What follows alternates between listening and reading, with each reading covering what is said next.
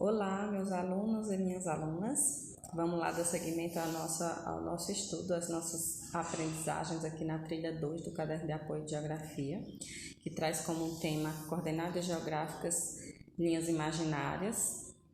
Que bom encontrar você por aqui no segundo momento da nossa viagem geográfica. Hoje vamos pensar sobre algumas linhas que existem, mas a olho nu não as enxergamos. Complicado isso? Eu também achava muito complicado, mas não é. Vou tentar te ajudar a compreender porque algumas linhas imaginárias são tão importantes para a geografia. Você sabe o que são coordenadas geográficas? Você já ouviu falar ou leu sobre linha do Equador ou meridiano de Greenwich? E o Trópico de Câncer e Trópico de Capricórnio? Sobre a localização do Círculo Polar Ártico e Antártico? De certo que sim, né? São assuntos que já vêm acompanhando vocês, eu acho que desde o ensino fundamental 1, e eu acredito que todos vocês têm noção sobre cada uma dessas questões que foram levantadas. Mas a gente vai dar continuidade e esclarecer mais um pouquinho as dúvidas de vocês sobre esse assunto, né? Já que a gente vai complementar essa parte física da geografia nessa primeira série do ensino médio. Olhando os mapas antigos, temos a impressão que o mundo era pequeno, depois foi crescendo. Por que temos essa impressão? Não precisa fazer nenhum registro, mas a gente vai entender um pouquinho disso ao longo dessa trilha, né? Aí tem um mapa mundo antigo, e aí a gente consegue ver essa diferença do novo mapa mundo político nessas divisões e essas questões que são levantadas e botadas aí com a maior nitidez possível para que a gente possa entender melhor essas questões de localização, de situação de cada continente, né? Antes era mostrado mais as questões que era representada por cada continente, hoje é mais representada as divisões políticas mesmo, de questão territorial, né? Vamos continuar caminhando, procurando saber mais sobre as linhas imaginárias dos mapas, seu significado e importância. Antes disso, precisamos revisar algumas coisas sobre localização espacial, pontos cardeais e pontos colaterais. A localização espacial é conhecimento fundamental para definir o caminho e a orientação para seguir na direção correta. Este saber sempre foi necessário ao ser humano em sua evolução na Terra. Ao longo da história da humanidade e o constante avanço da técnica, os equipamentos e instrumentos evoluíram bastante, ganhando rapidez e eficácia no seu uso. O surgimento de novos equipamentos permitiu a confecção de plantas, mapas temáticos e outros. Os avanços tecnológicos nos últimos tempos passaram a disponibilizar imagens de satélites e localização por GPS.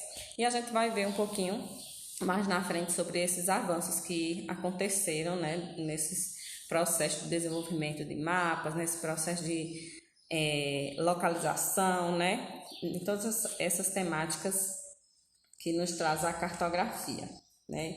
Então, os pontos cardeais são marcados por norte com N, sul com S, oeste com O ou W em inglês e leste, oeste em L ou E. Os pontos colaterais são marcados como noroeste em O, nordeste em E, sudeste SO e sudeste SE. De acordo com o FIS 2008, a localização precisa de pontos na superfície é possível devido à divisão da Terra em partes iguais, chamados de hemisfério. Então, existe essa divisão, que vocês já sabem, né? Entre o hemisfério sul e o hemisfério norte, hemisfério ocidental e o hemisfério oriental. Existe a parte oriental e a parte ocidental também, os lados do globo, do lado direito e lado esquerdo, né? A parte de baixo e a parte de cima, entre norte e sul. O hemisfério norte localizado ao norte da linha do Equador, o hemisfério sul localizado ao sul dessa mesma linha, e o hemisfério ocidental localizado a oeste do meridiano de Greenwich, e o hemisfério oriental localizado a leste do mesmo meridiano. A gente vai entender essas linhas, né, do meridiano e a linha do Equador. Como localizamos qualquer ponto na superfície terrestre? Por meio da latitude e da longitude. Nós encontramos a latitude por meio de valores dos paralelos e as longitudes pelos valores dos meridianos. É possível a gente obter essa localização hoje com as tecnologias avançadas no celular, né? Quando a gente vai encontrar uma pessoa onde a gente não sabe, elas mandam essa localização por GPS e vem essa localização de latitude e de longitude medidas em graus.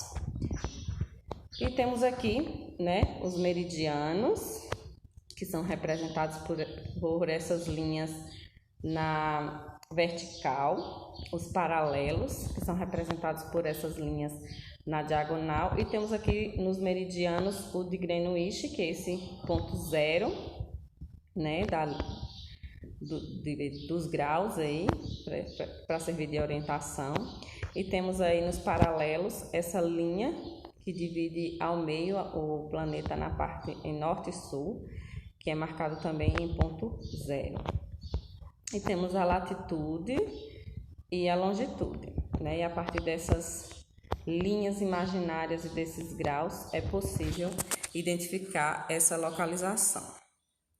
Para não esquecer, latitude é a distância medida em graus entre qualquer ponto da superfície terrestre e a linha do Equador, com variação entre 0 a 90 graus nas direções norte ou sul.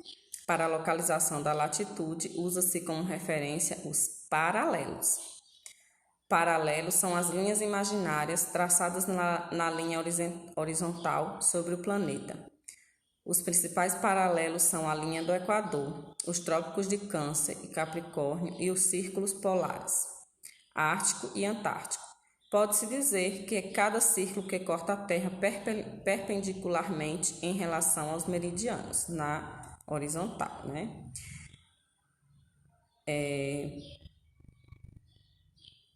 Longitude é a distância medida em graus entre qualquer ponto da superfície terrestre e o meridiano de Greenwich. Essa linha imaginária é usada para definir a separação dos hemisférios leste e oeste, com variação entre 0 a 180 graus. Para a localização da longitude, usa-se como referência os meridianos.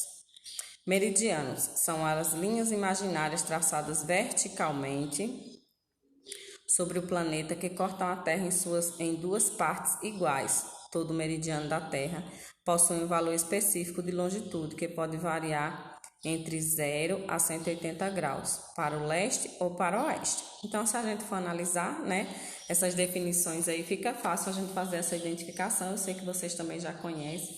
É só ter uma orientação de um mapa, ter lá os graus pré-definidos para a gente identificar essa localização, né? Por exemplo, aquele pontinho lá está a tantos graus de latitude e tantos graus de longitude, né? E aí é possível identificar. Eu vou passar uma atividadezinha no Classroom para vocês conseguirem aí levantar as suas dúvidas ou não, fazer suas pesquisas, aprofundar suas pesquisas no assunto, tá? E depois vocês me dão um retorno no Classroom e a gente dá seguimento com esse conteúdo na próxima aula. Nos vemos então na próxima segunda-feira, tá bom? Apesar de termos tido essa mudança no horário essa semana, eu estou fazendo esse vídeo para deixar o conteúdozinho já no jeito para vocês entenderem e fazer a atividade, tá? Até mais. Tchau, tchau.